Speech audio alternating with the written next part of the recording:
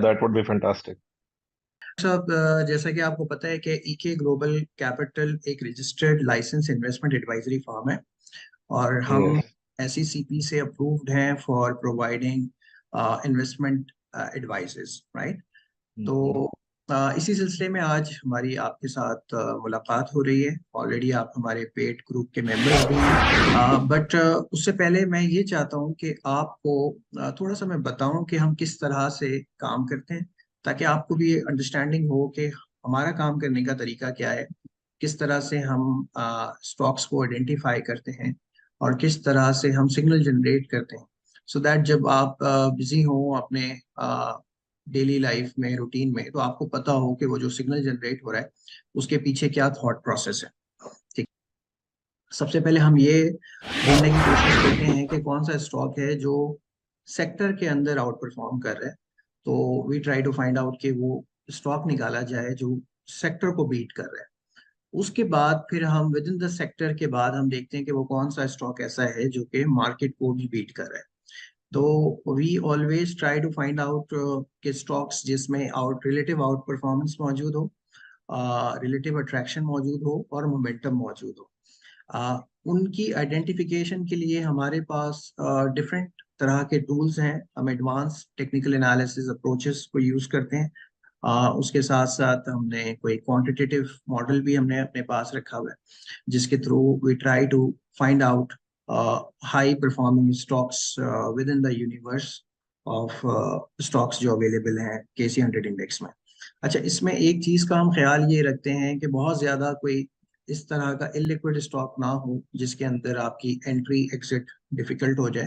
तो हम कोशिश करते हैं कि we try to stick with high liquid stocks जहां पे रिलेटिवली काम करने में आसानी हो, या एटलीस्ट पिछले कोई पास्ट कुछ दिनों के अंदर उसमें लिक्विडिटी क्रिएट हो गई हो, ताकि आप एक सर्टेन पोर्शन के साथ एंटर हो जाए।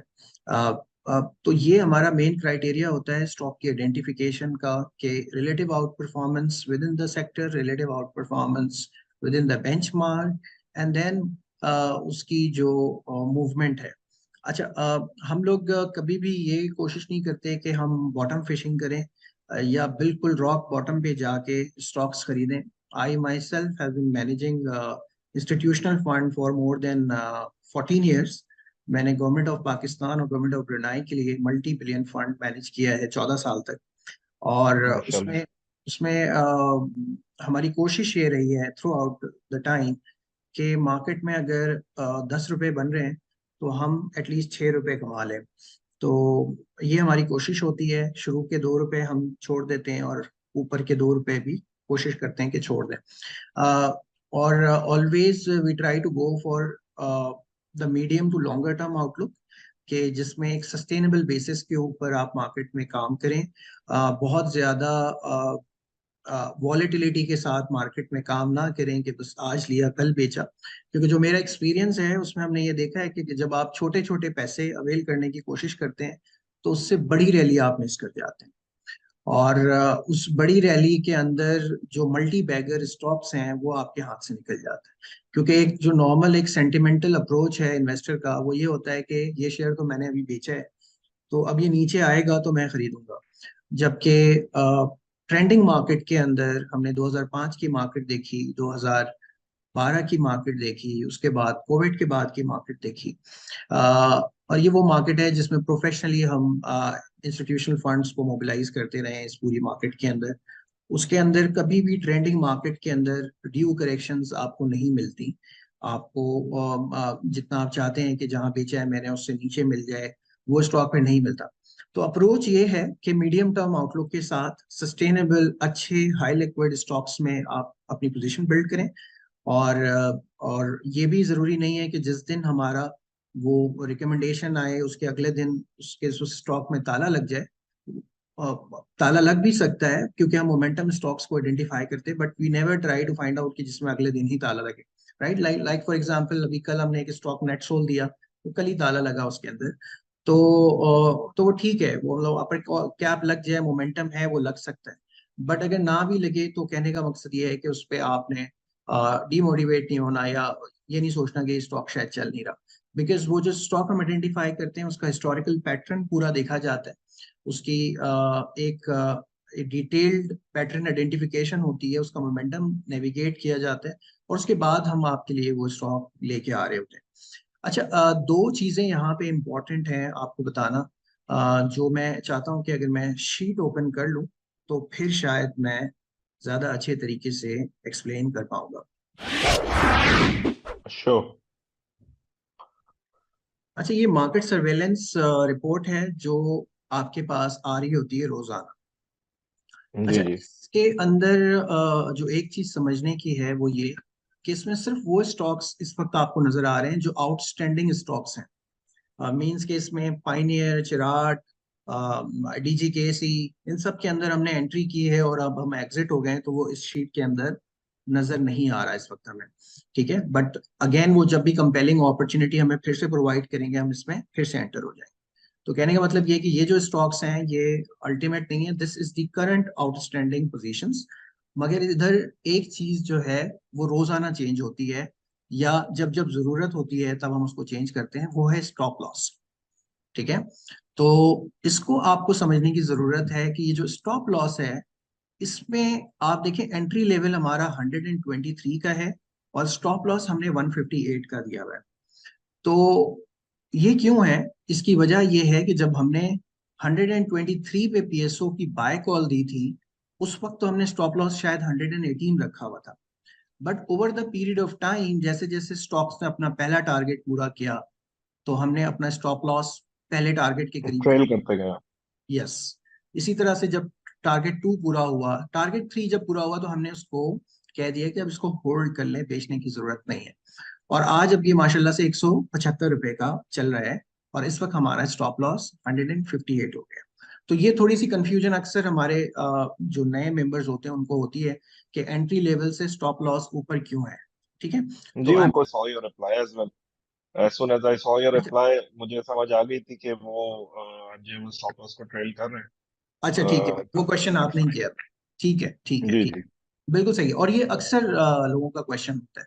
तो obviously it's very important to explain कि मेथडोलॉजी उसके पीछे क्या है, कि हम कोशिश करते हैं कि जो गेन बन गया है मार्केट के अंदर उसको प्रोटेक्ट कर लिया जाए, और जो भी आपने प्रॉफिट अर्न कर लिया है उसकी प्रॉफिट की को सिक्योर किया जाए, और उसके लिए भी हम स्टॉप लॉसेस को ट्रेल कर रहे होते हैं। डिफेंसिव अप्रोच कि आप एटलीस्ट अपने प्रॉफिट को सिक्योर कर लें। उसके साथ ही साथ जो प्रॉफिट बुकिंग टेक्निक है वो ये है कि जब आप मार्केट में एंटर होते हैं, फॉर एग्जांपल आप 100 रुपए से एंटर हो रहे हैं, तो वी रिकमेंड कि आप हर लेवल के ऊपर थोड़ी थोड़ी प्रॉफिट टेकिंग करते चले जाएं। अब ये बिल्कुल डिपेंड करता है कि आपकी अपनी सर्कमस्टेंसेस क्या है, आपका अपना रिस्क एपेटाइट क्या है, और आपका अपना ट्रेडिंग स्टाइल क्या है।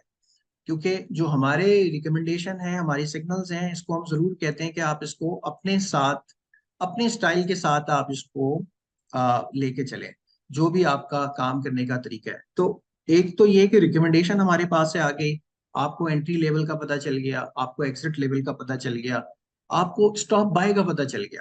अब अक्सर स्टॉप बाय पे भी लोग कंफ्यूज होते हैं कि ये स्टॉप बाय क्या चीज है, कि इससे ऊपर नहीं खरीदना या इससे ऊपर खरीदना है। तो ये मैं बताता चलूं कि स्टॉप बाय का मतलब ये होता है कि अगर कल को मार्केट 124 क्रॉस कर जाती है और हमारा एंट्री लेवल मार्केट में नहीं आता, ठीक है, फॉर एग्जांपल हमने एंट्री लेवल दिया 123, मार्केट 123.20 से पलट गई और 124 भी क्रॉस कर गई, तो अब हम क्या करें? पोजीशन तो हमने ली नहीं है। तो stop by is the level जहां पे फिर आपने आसरा नहीं करना है, आपने अपनी पोजीशन को बिल्ड कर लेना है किसी भी रेट के ऊपर, मार्केट रेट के ऊपर। ठीक है, तो stop by is the level. जो नॉर्मली लोगों में कंफ्यूजन होती है वो ये है कि यार स्टॉप बाय का मतलब है इससे ऊपर नहीं खरीदना है। हालांकि हकीकत ये है कि 101 इससे ऊपर मार्केट रेट पे खरीदना है। तो ये अपने जहन में रखिएगा कि जब भी हम कोई एंट्री लेवल दें, और वो एंट्री लेवल अगर मार्केट में ना आए और मार्केट उससे पहले स्टॉप बाय का लेवल क्रॉस कर जाए, क्योंकि ये बड़ा क्रिटिकल पिवोटल लेवल होता है जो हम एडवांस टेक्निकल एनालिसिस को यूज करके आइडेंटिफाई करते हैं। तो वो लेवल आपको पता होना जरूरी है कि भाई अगर इससे ऊपर क्रॉस हो गया तो इस सॉर्ट ऑफ कोई ब्रेकआउट होगा या कोई लेवल होगा या कोई एक ऐसा इंपॉर्टेंट जंक्चर होगा जहां से अगर प्राइसेस ऊपर जाएं तो फिर नहीं रुकती। तो हमें पोजीशन को फिर अब बिल्ड कर लेना है, अब हमें आसरा नहीं करना कि हमें नीचे अच्छे रेट पे मिल जाए। ठीक है, तो this is the sort of thing. अच्छा, उसमें फिर हमारा जो मार्केट जिस जिस तरह से मूव होती है, हमारे टारगेट्स मीट होते रहते हैं, वो हम साथ साथ आपके शेयर करते रहते हैं। यहाँ पे एक और चीज भी मैं आपके साथ शेयर करना चाहूंगा कि अभी आपको ये स्क्रीन नजर आ रही है, मुझे बताइएगा प्लीज। जी अब आ रही। ठीक जी है। आ रही। अच्छा, ये वो रिपोर्ट है जो रोजाना आपको मार्केट से पहले पहले मिल जाती है। इसके अंदर हम एक बेसिक टेक्निकल एनालिसिस शेयर कर रहे होते हैं और आपको लेवल्स बता रहे होते हैं कि मार्केट किन किन लेवल्स पे जा सकती है। मार्केट के रेजिस्टेंस, पोटेंशियल रेजिस्टेंस लेवल क्या हो सकते हैं मार्केट में, जो सपोर्ट लेवल है मार्केट का वो क्या हो सकता है। ये सब चीजें आपको यहाँ से पता लग रही होती हैं। इस शीट में अगर कोई चीज जो, अगर आपको कंफ्यूजन है या कोई चीज समझ नहीं आई तो वो मुझे बताइएगा ताकि मैं वो भी आपको एक्सप्लेन कर दूं। कुछ ना कुछ कर रहा होगा, पोटेंशियली मार्केट की डायरेक्शन को किसी न किसी लेवल से वो डिस्टर्ब कर रहा होगा। तो इस वजह से ये भी हो सकता है कि शायद वो लेवल हमारा 200 पॉइंट ही नेक्स्ट डे नीचे हो या 600 पॉइंट नीचे हो, बट इट ऑल डिपेंड्स कि वो एग्जैक्ट नंबर है क्या। क्योंकि अब वो नंबर, वो मैजिकल नंबर अगर ब्रेक होगा तो ही मार्केट में एक्टिविटी होगी। उससे पहले पहले अगर मार्केट नीचे आ भी जाती है तो वो मार्केट को कोई मेजर, आप समझ लें, कोई इवेंट नहीं होगा। शॉर्ट टर्म प्रॉफिट टेकिंग होगी, रीबैलेंसिंग हो जाएगी। अच्छा, जहां तक आपकी बात रही कि स्टॉक तो बहुत ज्यादा नीचे आ जाएंगे, तो स्टॉक्स तो हमने वो जो रिकमेंड किया हुआ है, उनके स्टॉप लॉसेस तो हमने अलग से डिफाइन किए हुए। ठीक है ना। तो इन एनी केस इंडेक्स पे तो आप ट्रेड करते नहीं है, आप ट्रेड करते हैं स्टॉक्स के साथ। और अगर स्टॉक्स आपके प्रॉफिट से लॉस में कन्वर्ट हो रहे हैं या उनका स्टॉप लॉस हिट हो रहा है, तो आपने उधर एक्शन करना है। Index is just an idea to get के where the overall market is heading to, और मार्केट में कहाँ पोटेंशियल प्रेशर आ सकता है। ठीक है। तो डेफिनेटली ये देखना पड़ेगा कि मार्केट में जो स्टॉक्स पहले ज्यादा चल गए हैं, और अगर मार्केट जैसे हम कह रहे हैं कि 60,000 पे मार्केट पहुंचेगी तो मार्केट में शायद थोड़ी प्रॉफिट टेकिंग आ जाए, तो क्या 60,000 पे वो शेयर जो अभी अभी चलना शुरू हुए हैं, like for example TRG, NetSol, Avanceon, ये बिल्कुल अभी अभी चलना शुरू हुए हैं, क्या इसमें प्रॉफिट टेकिंग ज्यादा आ जाएगी, या वो शेयर जो बहुत ज्यादा चल चुके हैं उसमें प्रॉफिट टेकिंग आएगी? This is the question mark, and this is exactly where we will guide you. Okay. ठीक है जी। अच्छा चलें, coming back to the point, उसी शीट पे वापस आ जाते हैं। एक्चुअली ये शीट ही रोजाना आपसे इंटरेक्ट कर रही होती है। तो ये वो आइडियाज होते हैं जो हम मीडियम टर्म आउटलुक के ऊपर, इसमें कोई न्यू आइडिया अगर हमें समझ आता है तो वो मीडियम टर्म आउटलुक के ऊपर हम आपके साथ शेयर कर रहे होते हैं। और इसकी आउटस्टैंडिंग ये वही पोजीशन है जो मार्केट सर्वेलेंस रिपोर्ट पे आ रही होती है। इसकी आउटस्टैंडिंग पोजीशन यहाँ पे आपको नजर आ जाती है। अच्छा, ये मैं कहूंगा कि कभी थोड़ा टाइम निकाल के एक दफा एटलीस्ट इस पेज को डिटेल में पढ़ लीजिएगा। इसमें सारा जो हमारी ट्रेडिंग, जो हमारी फिलॉसफी है, उसको हमने एक्सप्लेन किया हुआ है कि किस तरह से एंट्री, एग्जिट एंड पार्शियल डिवेस्टमेंट्स करनी, जो अभी मैंने आपको इंट्रो में भी बताया। सिमिलरली स्टॉप लॉसेस का भी हमने यहाँ पे एक्सप्लेन किया हुआ है कि स्टॉप लॉस को किस तरह से आप ट्रेल कर सकते हैं अगर आपके पास वहां पे बहुत बड़ा ह्यूज डिफरेंस आ रहा है, तो आप इसको खुद भी किस तरह से मैनेज कर सकते हैं। ठीक है। अच्छा, ये हमारे कुछ मीडियम टर्म आउटलुक हैं जो लॉन्गर टर्म व्यू के साथ हम लोग मार्केट में काम कर रहे होते हैं। और इसमें आप देखें 303 दिन हो चुके हुए हैं जिसमें हमने एटीआरएल में बाय कॉल दी हुई है। This is something for a genuine investor. ठीक है, इंस्टीट्यूशनल फंड मैनेजमेंट जो होती है जिस तरह से, ये वो अप्रोच है कि 300 दिन हो चुके हैं और आप ये चेक करिएगा, ये नंबर ऑफ डेज हर गुजरते दिन के साथ चेंज होते रहेंगे जैसे जैसे मार्केट चेंज होगी। और बिल्कुल इसमें अगर कोई लेटेस्ट ट्रेंड होगा, नया अभी अभी कोई नई चीज कन्वर्ट हुई होगी, तो वो भी आ जाएगी। लाइक फॉर एग्जांपल यहाँ पे आप चेक करें कि अभी जस्ट 14 दिन हुए हैं, हमारे पास हैस्कॉल के अंदर सिग्नल जनरेट हुआ है। तो this is a very consistent signal जो कि लंबे ट्रेंड के लिए चल रहा होता है। लंबे टाइम के लिए मार्केट में इन्वेस्टमेंट करने के लिए आपको इसको यूज करना होता है। तो आप चेक करें कि हमारे पास इस वक्त 300 दिन से अटक रिफाइनरी में वी आर बुलिश। ठीक है, शॉर्ट टर्म में हमने बाइंग की होगी, बेचा भी होगा, और शॉर्ट टर्म में दोबारा भी हम एंटर हुए होंगे। But this is something which brings a longer term investment perspective के 148 से जो हमारी कॉल है वो कंसिस्टेंट चली आ रही है, और आज 304 रुपए का अटक रिफाइनरी चल रहा है। कल तक के दिन पे 106% का रिटर्न हो गया, and we are still holding on. अभी भी हम कहते हैं this milestone is a stage risk level का, जहां पे हम कहते हैं कि कंफर्टेबल आप बैठे रहें बस शेयर के साथ। ठीक है। इसी सही। तरह इसमें डिफरेंट कैटेगरीज हैं, नंबर ऑफ डेज सबके, जिस जिस दिन वो शेयर कन्वर्ट होता है हम उसको उस दिन के हिसाब से कन्वर्ट कर देते हैं, और आपकी को टैली करने के लिए उसके नंबर ऑफ डेज रोजाना के बेसिस पे इसके बढ़ते चले जाएंगे अगर वो कॉल बढ़ती रहेगी। तो अब आप चेक करें कि इसके अंदर एक शेयर है फॉर एग्जाम्पल TRG। ठीक है। TRG में हम 244 दिन से लॉन्ग टर्म व्यू में मंदी के अंदर है। 111 पे जब ये TRG था उस वक्त से हमारी इस पे सेल कॉल है। This red button is actually the sell call. और जब ये 111 पे पहली दफा नीचे गया था 111 से, तो हमारी कॉल बन गई थी हाई रिस्क सेल। हमने हाई रिस्क दे दिया था रिस्क के अंदर और इसको सेल कर दिया था 111 पे। और फिर हमने देखा कि शेयर नोज डाइव भी हुआ और ये 69 68 तक का भी लो इसमें लगा है। देन इट रिकवर्ड बैक, और अभी हमारा स्टेटस हाई रिस्क से बढ़ के इंप्रूव होके ऑन ट्रैक हो गया है, और सेल से हमने इसको होल्ड पे कन्वर्ट कर दिया है। वाइल शॉर्ट टर्म वाले सिग्नल के अंदर हमने TRG को बाय भी दिया हुआ है। ठीक है। तो एक दफा हमारे यूजर्स ने 72 से इसमें पोजीशन बना के 83 84 पे बुक भी किया है, और दोबारा अब हम इसकी पोजीशन फिर से कैरी कर रहे हैं। तो लेके बैठे और आप लॉन्गर टर्म में अच्छे पैसे बना सकते हैं। लाइक फॉर एग्जांपल PNSC के अंदर हम 80 रुपए से लॉन्ग है। ठीक है। अब ये जो दिन बढ़ रहा है 141, ये एक दिन में नहीं हो गया। ऑब्वियसली 7 जुलाई को हमने बाय कॉल दी है 80 रुपए के ऊपर, और उस वक्त से ये कंटिन्यूस बेसिस के ऊपर इंप्रूव हो रहा है। आज 141 डे भी हो चुका है, 163% का रिटर्न हो गया, but we are still holding on, हम बैठे हुए हैं इसके। ठीक है। ट्रीट में रिसेंटली हम 17 रुपए पे एंटर हुए, एंड ऑब्वियसली और तकरीबन 44 दिन इसके अंदर भी हुआ है। तो these are the number of days to tally, और ये आप रोजाना के बेसिस पे जब आपके पास शीट आना शुरू होगी तो आप खुद भी इसको टैली कर रहे होंगे, और आप इसकी ऑथेंटिसिटी का आपको खुद भी अंदाजा हो रहा होगा कि कितनी authentic reliable long term investment point of view से ये शीट है। जी जी, ये मैंने रिव्यू की थी आज, और बहुत अच्छी लगी मुझे शीट से। ये जी भी, और जो आपकी जो पहली शीट जो हम डिस्कस कर रहे थे। जी। अच्छा, हम टीआरजी की बात कर रहे थे, what happened to TRG today?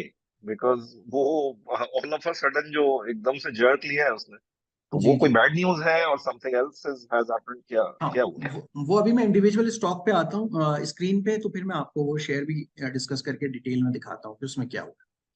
ठीक है जी। ठीक है। अच्छा अच्छा, ये एक देख लें, ये शायद इस वक्त पाकिस्तान में कोई भी नहीं प्रोवाइड कर रहा सिवाय हमारे। और ये कॉन्सेप्ट मैंने बेसिकली CMT में पढ़ा था 2012 के अंदर। उस वक्त से मैं पाकिस्तान में इम्प्लीमेंट करने की कोशिश कर रहा था, बट पाकिस्तान में इम्प्लीमेंट हो नहीं रहा था। बट पिछले कोई 4 5 सालों से I am utilising the data and trying to find out कि सेंटिमेंट मार्केट का क्या चल रहा है, किस तरह से है। तो आपको मैं बताऊं कि ये सेंटिमेंट जो इस वक्त स्ट्रॉन्ग बाय पे आ चुके हैं ना, ये आज से 1 साल पहले स्ट्रॉन्ग सेल पे था। ठीक है। और this is not my view, this is not my word, this is not my prediction और something. This is a pure maths, pure numbers, और प्योर मार्केट के स्टैटिस्टिक्स के ऊपर ये ड्राइव होके आ रहा है। अब ये किस तरह से ड्राइव होके आ रहा है मैं आपको थोड़ा सा बता देता हूँ। देखिए हमारे पास दो चीजें का 87%, सही है, and this is hard core mathematics. सही है, ये मैथमेटिक्स पे नंबर्स आ रहे हैं। रोजाना के बेसिस पे आप इसको मॉनिटर करिएगा, आपको खुद समझ आ रहा होगा कि ये एरो बढ़ रहा है, घट रहा है, कहाँ पहुंच रहे हैं। तो in a way, in in one image you can navigate the market कि ये मार्केट कहाँ खड़ी हुई है। 90% स्टॉक्स तेजी में है लॉन्ग टर्म के अंदर, 87% स्टॉक्स तेजी में है शॉर्ट टर्म के अंदर। ठीक है। तो this is a very important number two analyse, और इसकी थोड़ी सी डिस्क्रिप्शन भी यहाँ पे लिखी हुई है, तो वो भी आप पढ़ सकते हैं। ठीक है। तो now coming back to the chart part, हमारे पास वेरी शॉर्ट ऑफ टाइम, हमारे पास सिर्फ 5 7 मिनट है। I just want to keep के आखिरी का 5 मिनट हम उसके ये- ऊपर क्वेश्चन आंसर। अच्छा भाई, मैं एक सवाल पूछना चाहता हूँ। जी जी प्लीज। असल में आपका शॉर्ट टर्म व्यू भी अच्छा है, लॉन्ग टर्म भी अच्छा है, लेकिन हम तो हर टाइम स्क्रीन के आगे बैठे रहते हैं। हम तो कहते हैं कि ये यहाँ से एवेंसियोन अगर 62 पे लिया है तो आज 64 पे बेच के दोबारा 62 पे उठा लें। यानी हम तो यानी आप समझे ना 9:30 बजे से लेके 3:30 तक मार्केट के बैठे हैं और डे ट्रेड करना चाहते हैं कि हमारा पोटेंशियल ये है कि हमको उसी टाइम रिस्क लेके उस स्टॉक को, जिस तरह एचबीएल को आज लॉक लगा, कल नेटसोल को लगा था, तो हम ये चाहते हैं कि हमें पहले से थोड़ी सी आगाही हो तो हम उस स्टॉक में घुसें और उसमें 4% गेन बुक करें, फिर वो दोबारा नीचे आए दोबारा। अब ये एसटीएल में ऐसे ही किया था, ठीक है, मैंने बुक किया, आज दोबारा उठा लिया अमरीली स्टील का। मैं समझ सकता हूँ आपके जज्बात को और आपकी फीलिंग को। जब मैं खुद भी, मेरी स्टार्ट जो है मेरे करियर का ट्रेडिंग फ्लोर से ही है, 2 साल, और मुझे पता है स्क्रीन देख के कितनी टेम्पटेशन होती है, कितनी आपको जो है ना वो आपका दिल चाहता है कि यार मैं बैठा हूँ, मैं कुछ नहीं कर रहा। फिर उसके बाद जब मैंने इंस्टीट्यूशनल फंड मैनेजमेंट की गवर्नमेंट ऑफ पाकिस्तान के लिए 14 साल, तो उसके बाद मेरा पर्सपेक्टिव चेंज हो गया है। और फिर उसके बाद मैंने जब सीएमटी की क्वालिफिकेशन पढ़ी और एक नट शेल निकाला सारी एनालिसिस का, तो वो ये निकाल के हमें समझ आया कि जो शॉर्ट टर्म के अंदर पैसे बनते हैं वो बहुत थोड़े होते हैं as compare to long term का पैसा, ठीक है, और मीडियम टू लॉन्गर टर्म का पैसा। तो शॉर्ट टर्म में I agree from the brokerage point of view, it's good कि आप उसमें वॉलेटिलिटी को अवेल कर सकते हैं, एंट्री एग्जिट कर सकते हैं। बट दिस इज समथिंग जो, ये वो सब्जेक्ट है जिसको अभी हम टच नहीं कर रहे, and we don't want to. हालांकि we are in touch with many brokerage houses के वो कहते हैं कि हमें शॉर्ट टर्म सिग्नल्स प्रोवाइड करें, but right now we are not doing that, क्योंकि ऑब्वियसली आपका होराइजन जितना छोटा होता है आपका रिस्क लेवल भी उतना बढ़ता चला जाता है, ये बात आप ध्यान में रखिएगा। तो ऑब्वियसली जो ट्रेंड हम आइडेंटिफाई कर रहे हैं या जो मोमेंटम हम आइडेंटिफाई कर रहे हैं वो जेन्युइन मोमेंटम होता है मार्केट के ट्रेंड के साथ, जो कि अपने सेक्टर को बीट कर रहा है, अपने इंडेक्स को बीट कर रहा है, रिलेटिव उसकी आउट परफॉर्मेंस है, उसका पोटेंशियल है। बट कल वो शेयर बढ़ेगा, इसका जवाब मैं आपको नहीं दे सकता। मैं अगर आपको कमिट कर दूं कि ठीक है मैं आपको शॉर्ट टर्म सिग्नल्स देना शुरू कर दूंगा, तो ये मैं समझता हूँ ज्यादती होगी। इस वजह से हम स्विंग ट्रेड ओकेजनली कभी कभार निकल आता है हमारे पास, जब मार्केट में हम एनालिसिस करते हैं, हमें कहीं पे नजर आ जाता है कि ये स्ट्रेट हो रहा है, ये होने के बाद यही होता है, और वो हो जाता है। तो ओकेजनली तो हम कभी कभार वो शेयर करते हैं, बट रेगुलर बेसिस के ऊपर जब वो इवेंट क्रिएट ही नहीं हो रहा तो वो देना जरा सा मुश्किल हो जाता है। तो कभी कभार ये भी होगा कि जब आप शॉर्ट टर्म ट्रेड के अंदर अपनी पोजीशन बिल्ड कर लेंगे तो आप उसको शॉर्ट टर्म ही रखेंगे और एक बड़े साइकिल से आप बाहर आ जाएंगे। जैसा मैं अभी इंट्रो में कह रहा था कि शॉर्ट टर्म पोजीशंस आप अपनी बिल्ड करके आप एग्जिट कर लेते हैं, और जैसे हमने अभी किया भी है, जिस वो शॉर्ट टर्म भी हमारा कोई महीने का शॉर्ट टर्म, ठीक है, आप इस चीज को आइडेंटिफाई करिएगा कि शॉर्ट टर्म भी हमारा महीने का है। तो इसका मतलब ये है कि जरूरी नहीं कि वो एक महीने में वो टारगेट पूरा हो, मार्केट अच्छी होती है तो अभी महीनों के टारगेट्स दिनों में पूरे हो रहे हैं, 3 3 4 4 दिन में वो टारगेट्स पूरे हो जाते हैं, तो वो इंट्रा वीक भी कन्वर्ट हो जाता है इंट्रा मंथ की कॉल। बट प्रिसाइसली हम कोई कमिट नहीं करते कि हम आपको इंट्रा डे कॉल देंगे। लाइक फॉर एग्जाम्पल जैसे नेट सोल की कॉल अभी रिसेंटली 2 दिन पहले हमने आपको दी, वो सेम डे के अंदर वो अपर कैप लग गया और उसका पहला टारगेट पूरा हो गया। तो ऑब्वियसली हमारा जो टारगेट है वो पहला टारगेट नहीं है, हमारा दूसरा तीसरा सब टारगेट्स हैं। तो we try to build a sustainable portfolio for the client, जहाँ पे वो सस्टेनेबल बेसिस पे मार्केट में काम करे। ठीक है, मार्केट अगर तेज है वो टारगेट शायद जल्दी आ जाए, वो प्रॉफिट बुक कर ले, और तब भी हम जब टारगेट्स आ जाते हैं तो हम उसको बुक करने का नहीं कहते, हम होल्ड का कहते हैं। लाइक फॉर एग्जाम्पल हमारे पास कुछ स्टॉक्स ऐसे हैं जो कि 100% से ज्यादा रिटर्न दे चुके हैं, और अभी भी हम उस पे हमारा टारगेट 3 भी मीट हो गया, मीट होने के बाद हमने उनको होल्ड की कॉल दे दी, क्योंकि उसमें सेल आया ही नहीं है। जिस दिन सेल आएगा हम उसको तब बेचें, और वो सेल आ जाता है या यहाँ से 100% और बढ़ के आता है, we never know. So we will wait for the reversal of the trend जब भी होगा वो। और वो रिवर्सल को प्रोटेक्ट करने का बेहतरीन तरीका जो हमने रखा हुआ है वो हमने यही रखा हुआ है कि प्रोटेक्टिव स्टॉप लॉसेस लगाएं, ट्रेलिंग स्टॉप लॉसेस लगाएं, कि ठीक है मार्केट अगर 10 रुपए का गेन दे रही है तो 10 का 10 आप बुक नहीं कर रहे, बट वो 10 से जब 9 हो रही है तो आपके स्टॉप लॉसेस वहां पे हिट हो रहे हैं और आप एग्जिट कर रहे हैं पैसे बना के। बिकॉज एंड रिजल्ट ये है कि भाई क्लाइंट का पैसा बनना चाहिए। That's where we are trying to contribute to our clients. Hope I answered your question.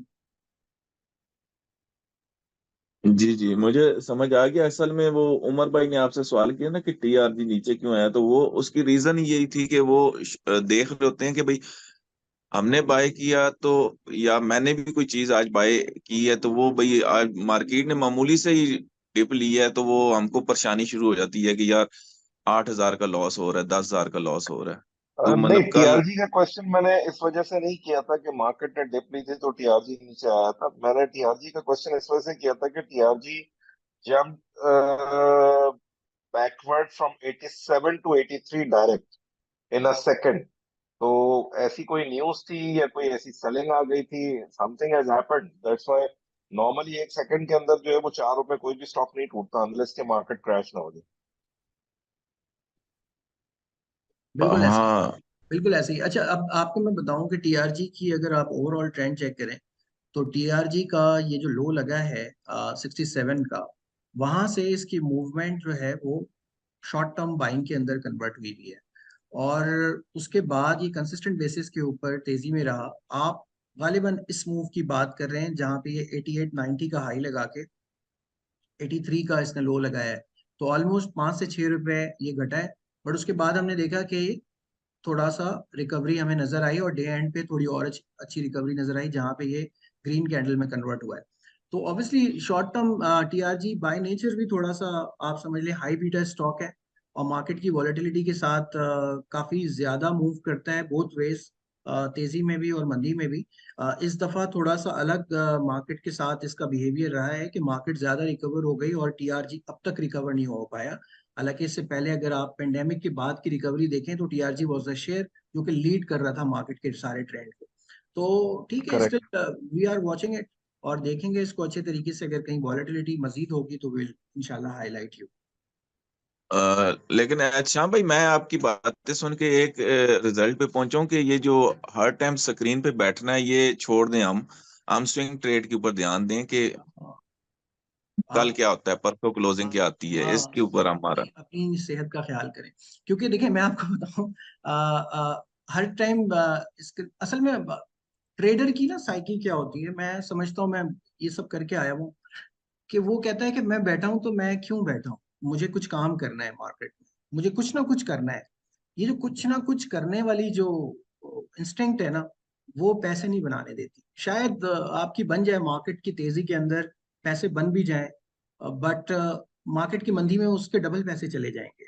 और ये मैं आपको अपना कोई मेरा छोटा सा 18 साल का एक्सपीरियंस है प्रोफेशनल फंड मैनेजमेंट का, तो वो मैं आपको बता रहा हूँ कि इसमें यही होता है कि आप साइकिल जब रिवर्स होता है ना वहां पे आप फंस जाते हैं मार्केट के अंदर।